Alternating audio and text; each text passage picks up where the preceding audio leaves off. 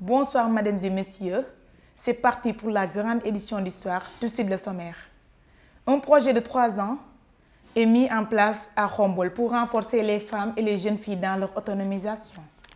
Les étudiants de l'Université virtuelle du Sénégal, section Inon Thiès, menacent de partir en grève. Les usages du forage Téli, une localité située dans le département de Tivaouane. La journée mondiale des animaux est fêtée ce 4 octobre à Thiès.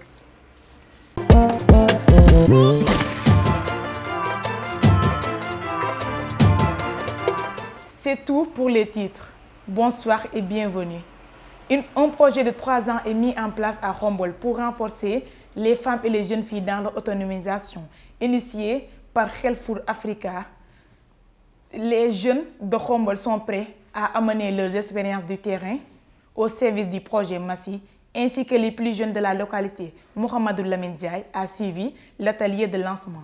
Capaciter les femmes et les jeunes filles de Khombole pour un développement économique endogène est l'objectif principal de ce programme mis en place par l'ONG Helfour Africa. D'une durée de 3 ans, plusieurs résultats sont attendus. C'est surtout l'objectif qu'on veut, c'est redévelopper, redynamiser les activités économiques au niveau de la zone et accompagner aussi les femmes, les jeunes filles, surtout les jeunes filles, pour qu'au moins il y ait une activité génératrice de revenus, ce que les femmes endurent pour trouver quelque chose. Vous voulez leur faire le feedback de ce qu'on avait fait et près de la réalité ou bien c'est la réalité pure et dure. Après un diagnostic approfondi de la réalité du terrain par les participantes, les plus âgées, prêtes à soutenir les plus jeunes dans l'apprentissage de métiers, mais aussi dans la formation d'une citoyenne modèle. Les premiers obstacles sont liés au développement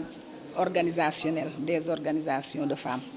D'abord, il faut une gestion équitable et une gestion transparente. Il faut une formation sur le contrôle citoyen pour que les femmes et les jeunes sachent que ce sont des citoyens à part entière dans la société et qu'ils doivent contribuer dans la société. Nous voulons apporter notre expérience à nos sœurs. Là où nous avons échoué, leur montrer la voie à prendre. C'est un devoir de les accompagner, donc nous essayerons de les aider de notre mieux. La participation des femmes à l'économie améliore les rendements et la résilience d'une nation. Il est donc temps d'offrir aux femmes des milieux favorisant leur épanouissement économique.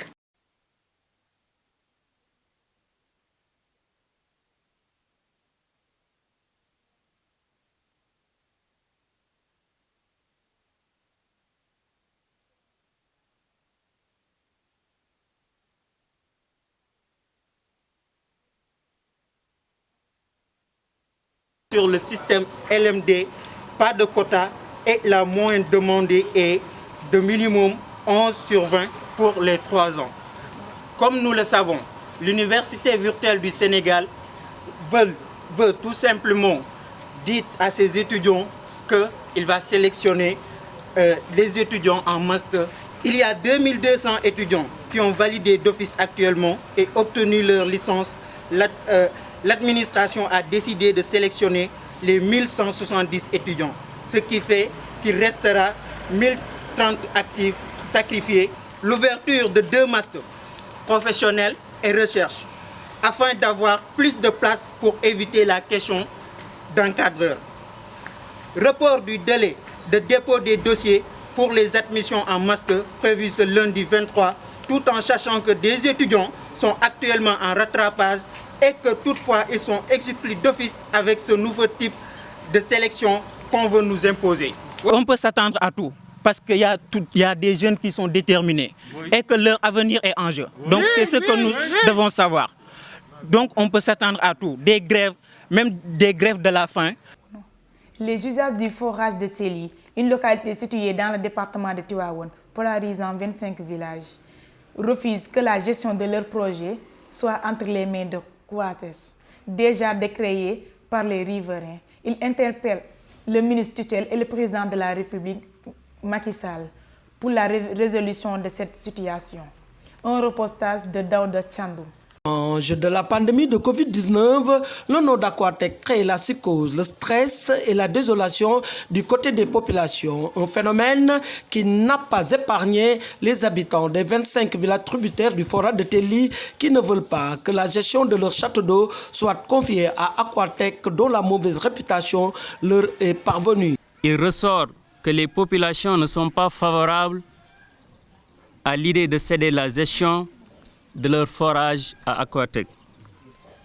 Nous n'allons pas accepter une société méconnue, une société qui a une mauvaise réputation dans toutes les zones où elle est passée. Leur courroux est d'autant plus grand du fait que les 2000 âmes au moins ne soient ni de près ni de loin associés aux négociations devant aboutir à la signature du contrat de gestion de leur forage à Aquatec. Par contre, on est dans un pays de démocratie. On est dans un pays où on nous parle de démocratie, de décentralisation, de gouvernance, surtout à l'échelle locale. Donc, en résumé, nous avons tenu cette conférence de presse pour alerter les autorités déconcentrées en passant par Monsieur le Président de la République, le ministre de l'Hydraulique, mais aussi des autorités décentralisées. Les femmes dont leurs activités économiques reposent essentiellement sur le forage ne veulent pas entendre parler d'Aquatec de peur de voir leur chiffre d'affaires s'effondre. Quoi qu'il en soit, Aquatec a intérêt de revoir sa copie du fait qu'elle soit omni-indésirée au Sénégal. La journée mondiale des animaux est fêtée le 4 octobre à Thiès. L'Association sénégalaise pour la protection des animaux et de l'environnement, avec son partenaire Brock, ont offert une journée de consultation aux propriétaires d'animaux. À mi-journée, plus d'une trentaine d'animaux ont été consultés. Un reportage de Mohamedou Lamine Ndiaye. 2 vétérinaires et une quinzaine d'auxiliaires ont été réunis pour une journée de consultation gratuite pour les animaux à Thiès, une initiative de l'association ASPAE. Les charretiers et autres propriétaires d'animaux ont répondu à cet événement. À mi-journée, 34 animaux ont été consultés. Cette journée nous permet vraiment de divulguer des prestations de services comme la maréchalerie pour faire le parage et les poses de fer. En même temps, de l'autre côté, on fait des consultations gratuites pour les soins et apporter des vitamines. Donc on était à 34 équidés déjà. 34, ça veut dire qu'il y avait des ânes et des chevaux. Mais on avait consulté en ce moment-là 34. Bon, d'ici la fin, peut-être on aura plus. Selon un des auxiliaires, la plupart des animaux consultés se portent bien. Ceci est dû à une campagne d'information et de sensibilisation sur la gestion des animaux. Les chevaux, ils se portent bien.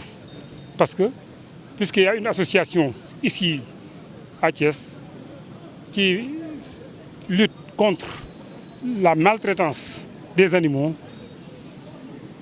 c'est pour cela que les animaux d'ici se portent vraiment bien. Ce charretier a profité de son heure de pause pour faire consulter son cheval. C'est bon. Nous les remercions vraiment parce qu'une consultation gratuite, ce n'est pas donné. Mon cheval a été consulté, on m'a posé des questions, j'ai répondu. Maintenant, j'attends le vétérinaire pour qu'il le soigne. Cette journée initiée par l'association ASPAE avait comme thème One Health. Sur ce, un reboisement a aussi été engagé à la mairie de Thiès. Chers téléspectateurs, merci d'avoir suivi l'information sur Ici Live. Restez fidèles aux autres programmes de la chaîne. D'ici là, que Dieu vous protège, vous bénisse et vous garde.